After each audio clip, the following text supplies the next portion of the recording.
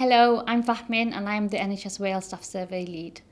After an extensive engagement exercise, we understood the need to rebuild trust and confidence in our NHS Wales Staff Survey. It has been a difficult year for individuals, but even more so for health and social care colleagues across the board. I myself worked as an OD practitioner within a health board for 3 years and witnessed the hardships for myself. But I also witnessed how we came together, banded together, supported one another to deliver the best patient outcomes we could in that time. I have been inspired by my NHS Wales colleagues across the system to deliver a survey that is 3 things: purposeful, accessible, and confidential.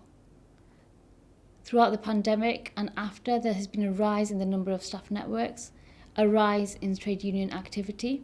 So we've asked our trade union colleagues and staff networks across the system to partner with us and lead on the engagement for the staff survey across the board. They will be supported by our staff survey leads, equality leads, and workforce and OD colleagues. It is so important for you to complete the survey because ultimately your voice matters.